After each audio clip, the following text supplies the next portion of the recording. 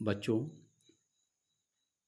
जो मैं 100 शब्द प्रति मिनट गति का डिक्टेशन दूँगा, उसमें जो शब्द आ रहे हैं, इनको मैं आपको एक बार बताता हूँ। इनको बताने से पहले एक बात बताना चाहूँगा, जो बच्चे रिपोर्टर की तैयारी कर रहे हैं और क्लास लेना चाहते हैं या स्टेनोग्राफी की तैयारी कर रहे हैं, क्लास लेना चाहते हैं, तो मैं अभी अलग से एडवांस आउटलाइन की क्लास ले रहा हूँ। जो बच्चे इसमें रुचि रख रहे हैं क्लास लेने में, तो मुझसे वे संपर्क कर सकते हैं 9414842949। इसके साथ ही मैं बताना चाहूँगा कि जितनी एडवांस आउटलाइन मैं आपको बता रहा हूँ, ये करीब करीब सारी आउटलाइन ऐसी है जो बहुत ही स्पीड की है और एक प्रिंसिपल के आधार पर बनाई हुई है और काफ़ी एडवांस आउटलाइन है। इनका अगर आप प्रयोग करते हैं तो निश्चित रूप से आप बड़े से बड़े फ्रेजेस को आराम से 140, 150, 160 की स्पीड से लिख सकते हैं। अब मैं एक एक आउटलाइन बोल रहा हूँ, इसको देखें कैसे लिखेंगे। दिल्ली पुलिस की ओर से विभिन्न हिस्सों में फैला हुआ है गिरफ्तार किए गए। इस मौके पर यह स्पष्ट कर दिया है कि खुफिया एजेंसियों आतंकी तत्व कर रहा है, न केवल खुलकर सही रास्ते पर, यह साफ है कि दुनिया भर में नए सिरे से आतंकी प्रशिक्षण भारत के लिए चिंता का विषय। संयुक्त अरब अमीरात अब लगता है कि अंडरवर्ल्ड मदद कर रहा है। संयुक्त राष्ट्र मानवाधिकार परिषद, संयुक्त राष्ट्र सुरक्षा एजेंसियों। तो बच्चों, ये मैंने आउटलाइन बताई आपको। अब आप इसी का डिक्टेशन लिखेंगे।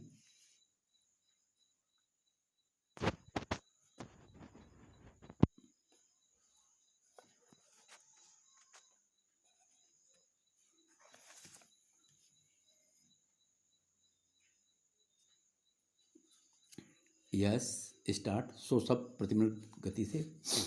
दिल्ली पुलिस की ओर से 6 आतंकियों की गिरफ्तारी के बाद उनके और साथियों की तलाश में देश के विभिन्न हिस्सों में छापेमारी से यही पता चलता है कि उनका नेटवर्क कहीं अधिक फैला हुआ था।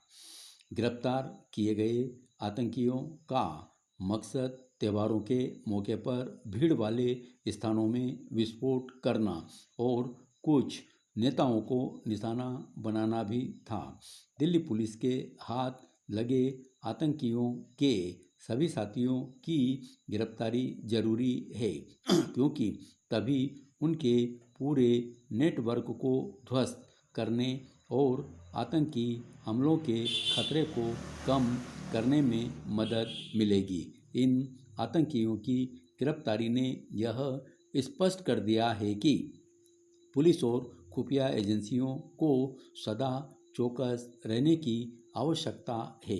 यह आवश्यकता इसलिए और बढ़ गई है क्योंकि अफगानिस्तान में तालिबान के कब्जे के बाद एक तो दुनिया भर में आतंकी तत्वों का दुस्साहस बढ़ा है और दूसरे पाकिस्तान भारत में नए सिरे से आतंकी हमलों की फिराक में दिख रहा है।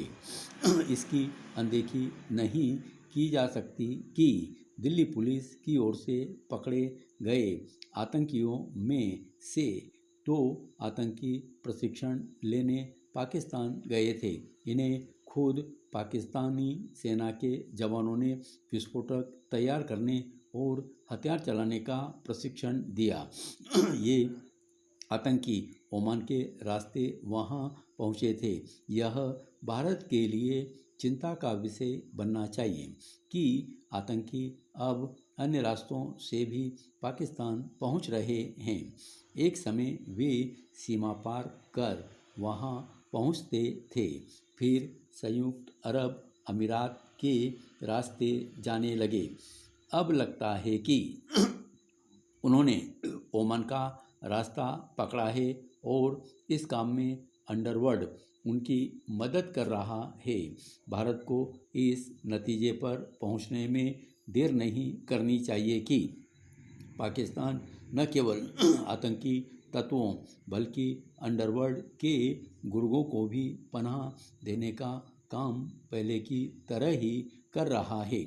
यह ठीक है कि भारत ने पाकिस्तान की इन्हीं शैतानी हरकतों को देखते हुए संयुक्त राष्ट्र मानवाधिकार परिषद में यह कहने में संकोच नहीं किया कि यह देश संयुक्त राष्ट्र द्वारा घोषित आतंकियों के साथ अन्य आतंकवादियों का न केवल खुलकर समर्थन करता है बल्कि उन्हें प्रशिक्षण, पैसा और हथियार भी देता है। लेकिन इससे पाकिस्तान की सेहत पर शायद ही कोई असर पड़े।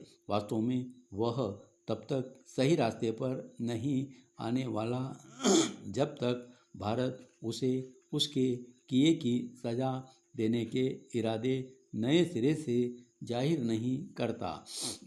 चूँकि यह साफ है कि अफ़गानिस्तान में तालिबान के सत्ता में आ जाने के बाद पाकिस्तान का दुस्साहस और बढ़ेगा। इसलिए भारत को कहीं अधिक सतर्क रहना होगा।